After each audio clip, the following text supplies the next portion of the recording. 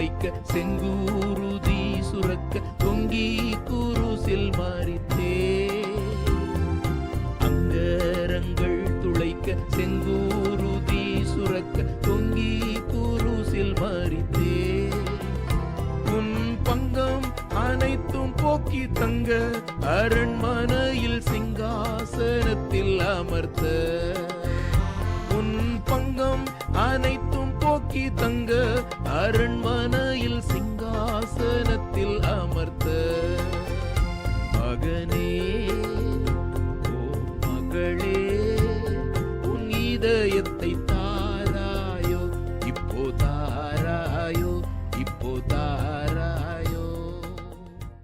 ஆண்டவராகிய இயேசு கிறிஸ்துவின் மகிமை நிறைந்த நாமத்திலே உங்களுக்கு வாழ்த்துக்கள். பரிசுத்த வேதாகமத்தில் மத்தேயு எழுதின சுவிசேஷம் 13ஆம் அதிகாரம் 5ஆம் வசனம் இன்னும் 6ஆம் வசனத்திலே நாம் இப்படி வாசிக்கிறோம். சில விதை அதிக மண்ணில்லாத கற்பாறை இடங்களிலே விழுந்தது. மண் ஆழமாயிருந்ததினாலே அது சீக்கிரமாய் முளைத்தது. வெயில் ஏறின போதோ தீந்து போய் வேறில்லாமையால் உலர்ந்து போயிற்று. ஒரு நாள் ஆண்டவராகிய இயேசு கிறிஸ்து திரளான ஜனங்களுக்கு ஒரு ஓமையை சொல்லிக் கொண்டிருக்கும் பொழுதே விதைக்கிற ஒருவனை குறித்து அவர் சொன்னார். இந்த ஓமையில் விதைக்கிறவன் சுயம் ஆண்டவராகிய இயேசு கிறிஸ்துவாயிருக்கிறார். அந்த விதை சுவிசேஷ வசனம், அர்த்தம் தேவனுடைய வார்த்தையாய் இருக்கிறது. பூமியானது மனுஷனுடைய இருதயத்தை காண்பிக்கிறதாயிருக்கிறது. அதிலே விதைக்கிறவர் விதையை விதைத்திருக்கிறார். இந்த ஓமையில் பூமியின் பல தன்மைகளை நாம் பார்க்க முடிகிறது. இந்த வசனத்தில் அந்த பூமியின் 2வது தன்மையை குறித்து நாம் பார்க்கிறோம். அதிக மண்ணில்லாத கற்பாறை உள்ள நிலம். இந்த பூமி எப்படிப்பட்டவர்களை காண்பிக்கிறது என்றால், அவர்கள் தேவனுடைய வசனத்தை கேட்கிறார்கள். ஆனால் அந்த வசனத்தின் பிரதிபலிப்பு அவர்களிடத்தில் கொஞ்சம் நேரத்திற்கு தான் காணப்படுகிறது. காரணம், அந்த வசனம் அவர்களுடைய வாழ்க்கையிலே வேர் பிடிக்காததாயிருக்கிறது. கொஞ்சம் அவர்களுடைய வாழ்க்கையை பாதித்தாலும் வெயில் ஏறும்போது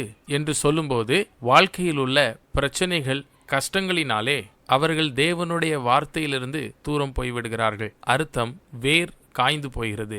தேவனுடைய வசனத்திலிருந்து தூரம் போவது என்பதற்கு அர்த்தம் தேவனை விட்டு தூரம் போவது என்றே அர்த்தம். அதற்கான தண்டனை நரகமாகவே இருக்கிறது. ஆண்டவராகிய இயேசு கிறிஸ்துவை ஏற்றுக்கொள்கிறவர்கள் சதா காலத்திற்கும் அவர்களோடு இருப்பதற்கு வாக்குத்தத்தம் பண்ணுகிறார். இன்னும் அவர்களுடைய ஜீவியத்தில் வருகிற எல்லா பாடுகள் கஷ்டங்களிலே அவர்களோடு இருந்து அதிலிருந்து வெளியே வருவதற்கு வழியையும் அவர் உண்டு பண்ணுகிறார். நீங்களும் உங்களை தானே சோதித்து பாருங்கள். மண் குறைவான கற்பாறையான நிலமாய் இருக்கிறீர்களா?